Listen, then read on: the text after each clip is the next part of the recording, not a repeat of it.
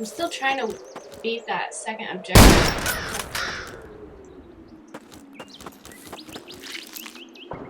Wow, when you need a pelt, it doesn't drop a pelt. When you need meat, it drops pelts. Okay, that's kind of nice. Ah! No!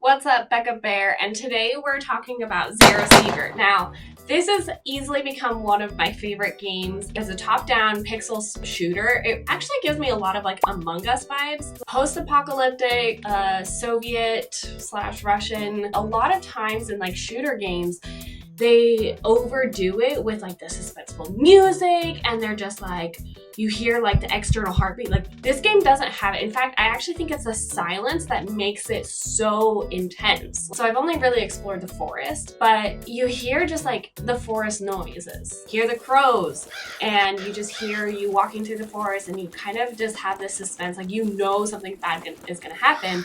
You can sometimes hear wolves in the distance, you can hear the boars coming, but I feel like if you've already heard the boar coming, you're already dead. Like you're not gonna survive that. Well, also to be fair, like I was playing on the Steam Deck, and even though it says it's playable, it's not really. So I ended up switching it and plugging in with an external mouse and keyboard. Until the developer puts out full controller support, I would say probably don't play it on the Steam Deck, like with the controller. I swear all of my gameplay time is spent on the loading screen because I keep dying. You would think that dying a lot would make the game not enjoyable, but in fact, it's like the opposite. It just makes it even more addictive, because when you do survive, you're just like, you get that flood of dopamine into your brain, and you're just like, oh my god, this is the best game ever!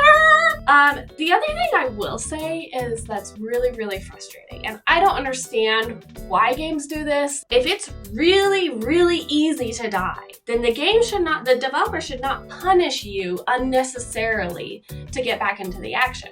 If it's really hard to die, like you're an actual absolute idiot if you die, then I can see them punishing you really hard. Zero Sievert is falling into that same trap. The developers make it extremely easy, like it's super, super, super easy to die, and then they punish you so much with that really long loading screen. But the funniest thing about this whole thing is like, I love reading other people's comments. Zero Sievert, a prepare to die simulator. Make sure you're the one who clicks first. Yeah, good game. If you wanna load in game and die instantly of a boar, I literally just died from a boar. I mean, it was your fault, so go back in. Happy hunting. Tarkov and Stalker had a chat. I actually haven't played either of these games. Let me know in the comments, which one should I play? Should I play Tarkov or Stalker? Ooh, a small guide to things I wish I had understood earlier. Okay, hello fellow hunters. 2 weeks ago, I picked up Zero Sievert. On day 1, I died a lot. Successfully put the 0 into 0 progress. A week ago, my Stalker pride made me crawl back into it, and since then, I racked up some 25 hours. I want to share some insights that are a bit more off the road, just some bits and pieces that I personally think the game tells you too late to be useful, or doesn't tell you at all, and that really helps out a new hunter. Okay, this is one thing I will say, like I had to go to a YouTube video in order to get some tips and tricks. Like I didn't even know what an extraction point was until way too late in the game. Like I think I was probably an hour into the game. First of all, I didn't know you could sleep through the night. So I was like out in the forest thinking I just had to survive the entire night, because all the bartender says is go to the forest and survive. And so the train dropped me off, and I was like, okay, so I just have to survive. So I was just like in the forest for literally hours at a time. I didn't know about the extraction points. I was like trying to loot, and then it got dark on me, and I was like, oh my god. And so like the fear factor definitely increased. Like my heart was actually pumping super, super hard. I was like, wow, this game is really, really, really intense. Like I had no idea anything. And I just remember I like looted a house, and I was just like standing right next to the house, and I was like, how long is this night going to be? Like, so then I like was Googling, and I was like, wow, Zero Sievert night is like really long. And then everyone's like, you can sleep through the night. I was like, what? you could sleep through the night?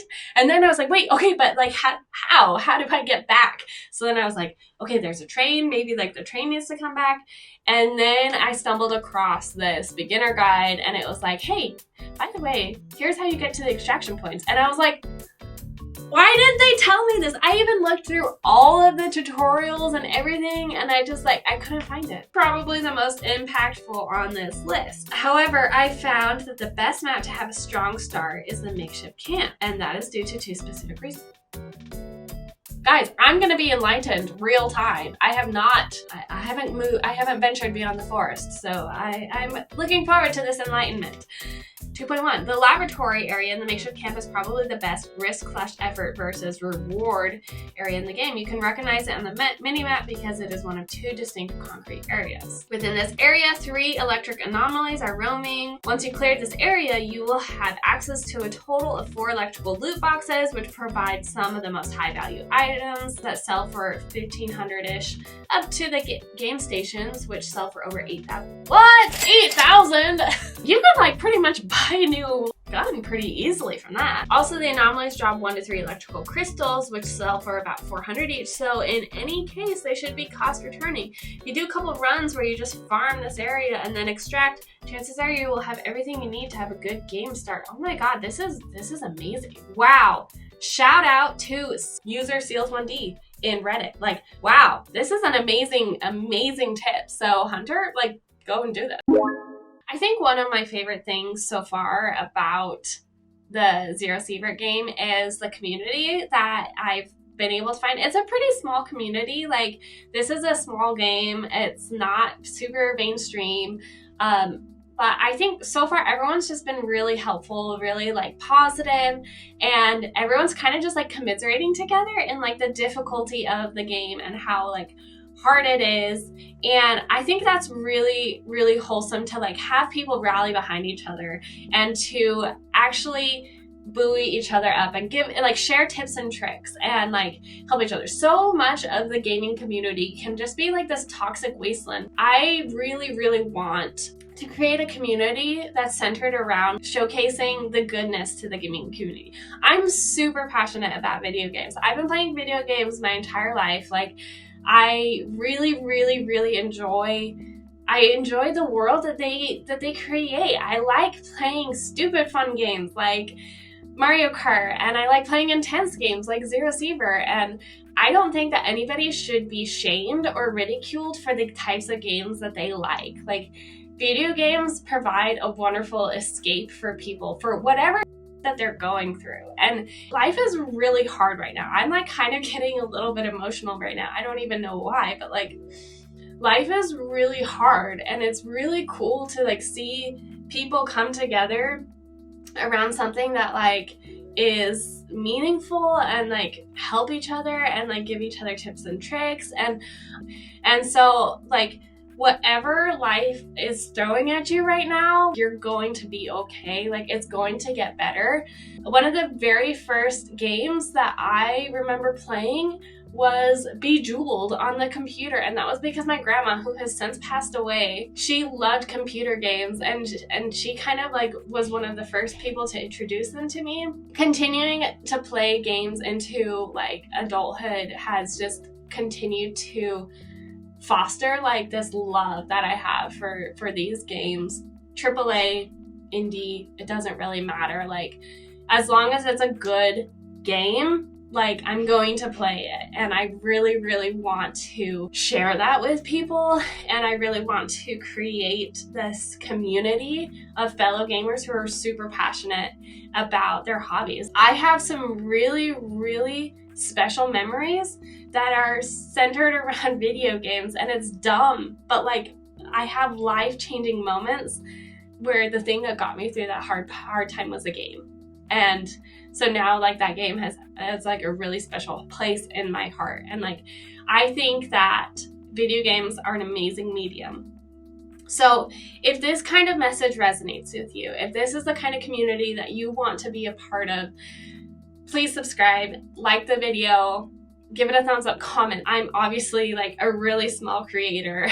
I don't have any subscribers. Like, I want this to be a wonderful place that's wholesome, that's a wonderful escape for whatever life is throwing you. I'll be sure to link those tips and tricks in the description, along with like the beginner's guide that I found. That was super, super useful. Shout out to those creators for doing that, and good luck, hunters. I'll see you next time.